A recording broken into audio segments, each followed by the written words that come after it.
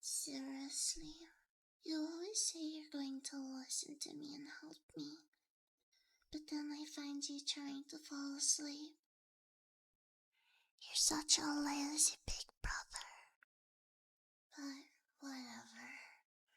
My teacher said I should practice reading this out loud, and you're the only one around, so you're stuck with me, loser. Let's get comfortable, okay? Yeah, that's your stinky head on my lap, not like anyone else would but you. I'll try to keep my voice soft, nice and slow, so you can just relax while I go through this. But don't blame me if you actually learn something for once. Okay, so my report is about the murder of Julius Caesar. Yeah, that Caesar, the Roman guy, dictator, big guy, general, politician, super important, and also, apparently, very bad at noticing when people are about to stab him.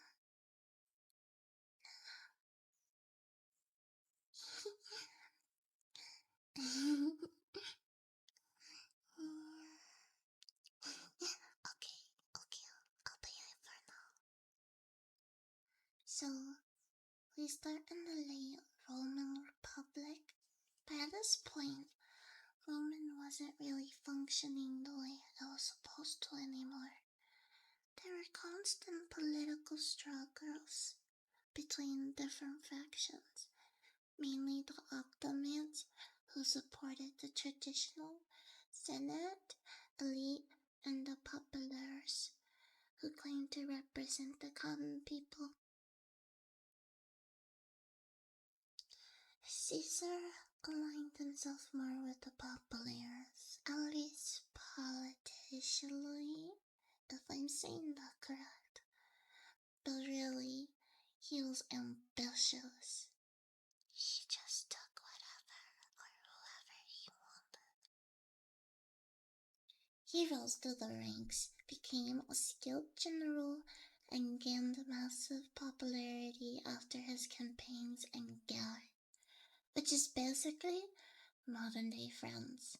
Those campaigns made him rich, powerful, and honestly kind of unstoppable. Being unstoppable sounds pretty nice, right? So, Caesar formed something called the First Triumvirate with Pompey and Crassus. It's basically an unofficial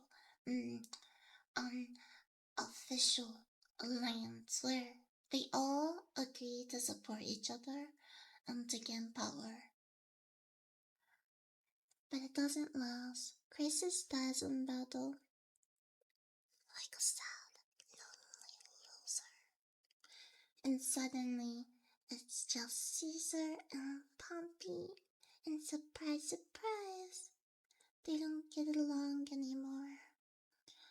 Pompey sides with the Senate, and Caesar's ordered to give up his command and return to Rome as a private citizen. And Caesar's like, yeah, no. Instead, in 49 BCE, he crossed the Rubicon River with his army. That was illegal, like, very illegal. Roman generals were allowed to bring their troops into Italy. Crossing the Rubicon basically meant declaring civil war. The Caesar literally says something like, the die is cast, meaning there's no going back now. You'd never do something that dramatic, right? Actually, don't answer that. You probably would. Anyway, civil war breaks out between Caesar and Pompey.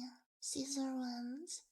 Pompey flees to Egypt, where he is assassinated, which is kind of ironic considering what's about to happen later.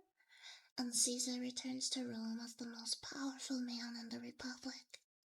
Now, here's where things start to make people nervous. Caesar is declared dictator, at first temporarily, but then eventually dictator for life. And that's a huge deal. Like, so huge. Because Rome had a very strong culture fear of kings. They had overthrown their monarchy centuries earlier, and the idea of one man holding too much power,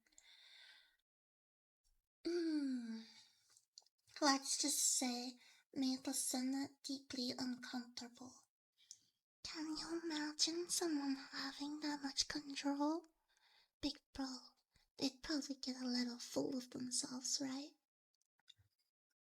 Not that I'm talking about you or anything.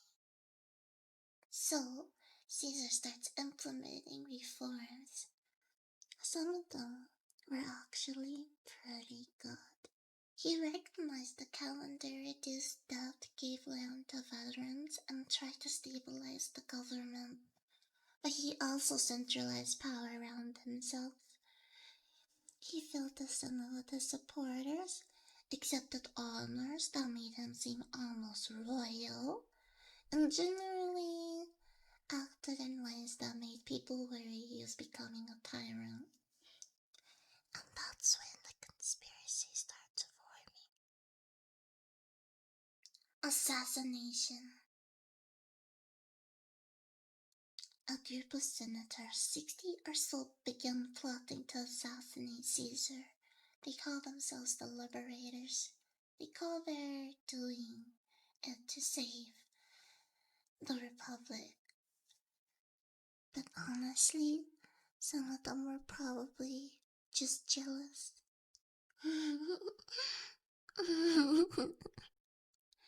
Or afraid of losing their power.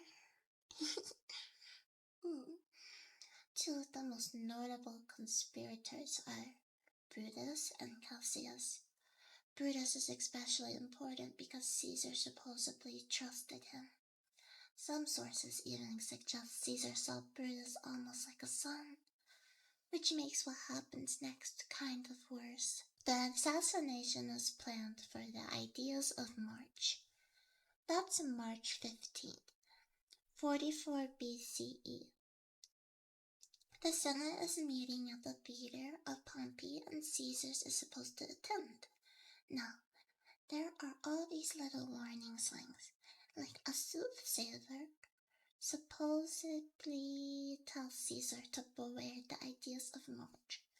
His wife, Calpurnia, has nightmares about his death and begs him not to go, and there are even rumors that he received written warnings about the plot, but Caesar ignores them all.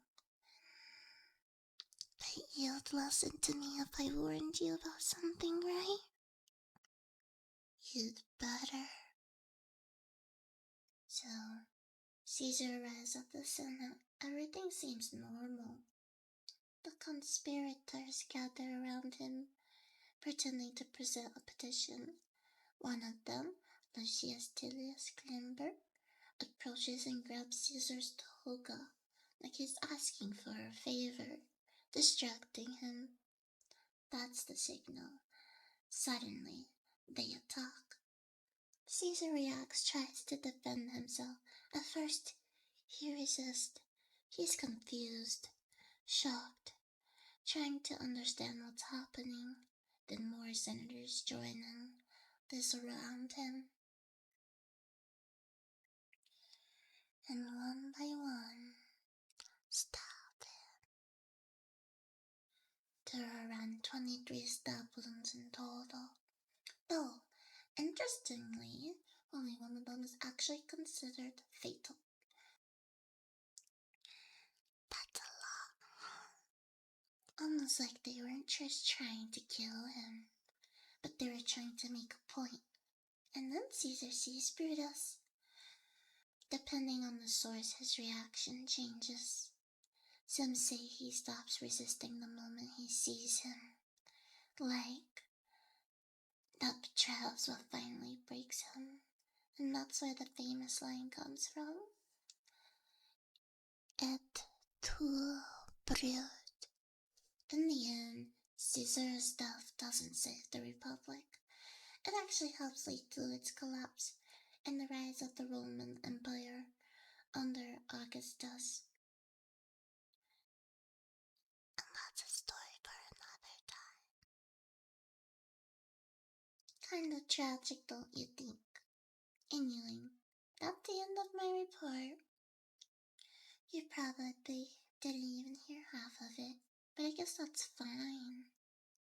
Loser. You look so peaceful when you're sleeping. Hey, big bro. You know, I'd never betray you, right? Just like you'd never betray me.